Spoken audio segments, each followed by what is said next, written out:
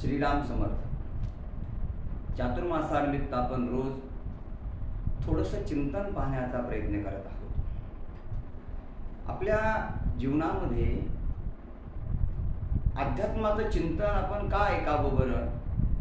परत ते ऐकल्याने खरोखर आपल्यामध्ये काही परिवर्तन होऊ शकतं का, याचा विचार ज्यावेळेस आपण करतो त्यावेळेस निश्चित आपल्या लक्षात येतं की आपण जे चिंतन ऐकलेलं असतं त्या चिंतनाचा, त्या विचाराचा परिणाम आपल्या जीवनामध्ये थोडा तरी होत असतो. काय असतं, ज्याच्या सहवासात आपण कायम राहत असतो ना, त्या व्यक्तीची बोली भाषा, त्या व्यक्तीचं तो करत असलेलं आचरण थोडा तरी परिणाम याच्यावर होत असतो. एक छोटं उदाहरण देतो, म्हणजे कौतुक म्हणून नाही, पण एक लक्षात आलं का. यज्ञश्री छोटी मुलगी रोज ती शाळेमध्ये जाते आणि नित्यनेमाप्रमाणे आम्ही प्रवासाला गेलो आणि घरी आलो. आल्यानंतर जेवायला बसलो. जेवायला बसल्यानंतर मी माझ्या पद्धतीनं अपोषण घालणं, चित्रावृत्ती करणं इत्यादी सगळं केलं आणि कदाचित तिनं ते पाहिलं नसेल मी केलेलं. ती आली, आसनावर बसली आणि मला म्हणते, बाबा हात जोडा ना, हात जोडा, प्रार्थना म्हणा. हा परिणाम कशाचा आहे? कौतुक वाटतं, कारण रोज रोज शाळेमध्ये आपण कसं राहिलं पाहिजे, आपण जेवताना काय केलं पाहिजे, जेवताना हात कसे धुतले पाहिजे हे शिकवलं जातं आणि रोज रोज ते जर आपल्याला सांगितलं गेलं तर त्याचा परिणाम आपल्या कृतीवर, आपल्या विचारावर अवश्य होतो. हा पहिला मुद्दा. दुसरी गोष्ट अशी आहे की समजा आपल्या खिशामध्ये हरिपाठ असेल, गीता असेल आणि आपण प्रवासाला चाललो, आपलं मन अशांत आहे. मी अनेक वेळेस या विषयाबद्दल चिंतन केलं आहे.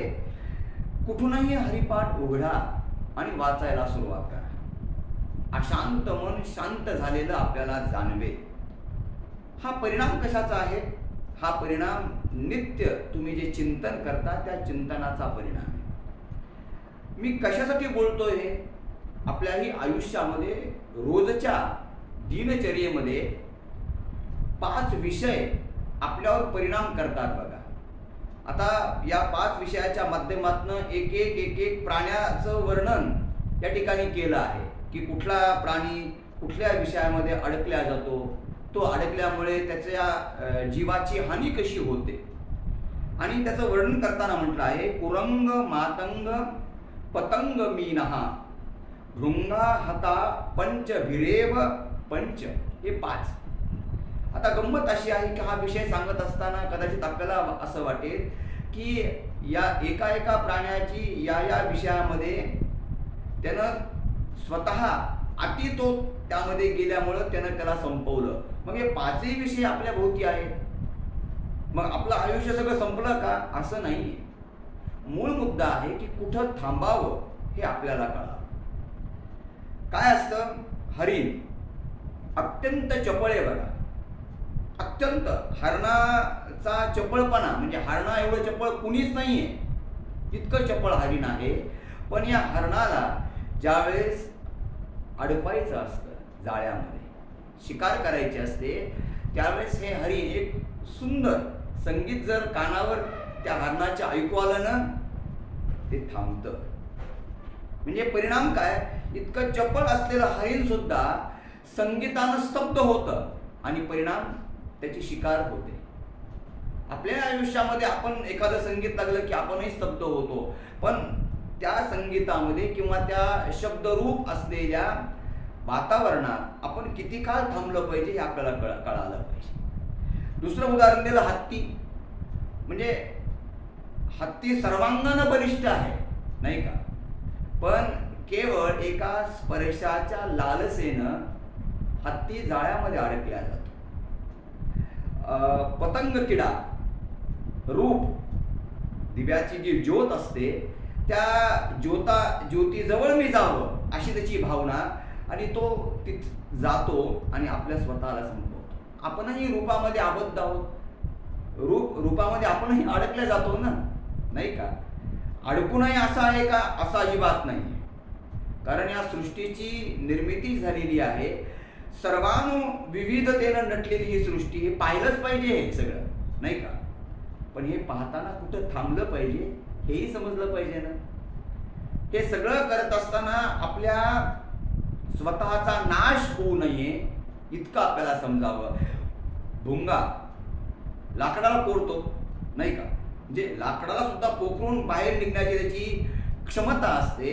पण तोच भुंगा ज्यावेळेस एका कमल पुष्पामध्ये अडकतो, त्या भुंग्याचं वर्णन केलंय बघा, की तो भुंगा आतमध्ये काय विचार करतो. मी मुद्दाम काढून आणलं या ठिकाणी चुकू नये म्हणून.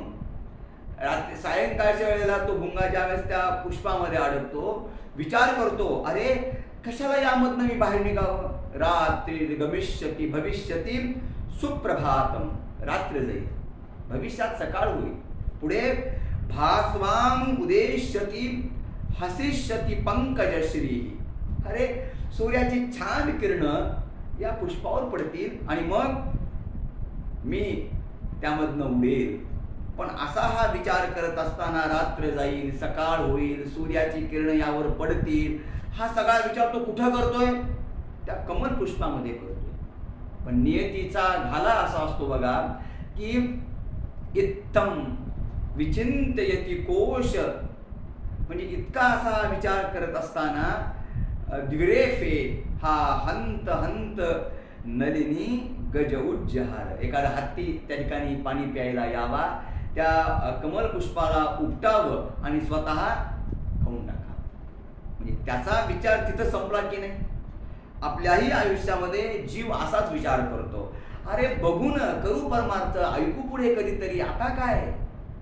आणि तो संसारामध्ये इतका रममान होतो की विचार करत करत करत काळ त्याच्यावर कधी घालतो हे त्यालाही समजत नाही.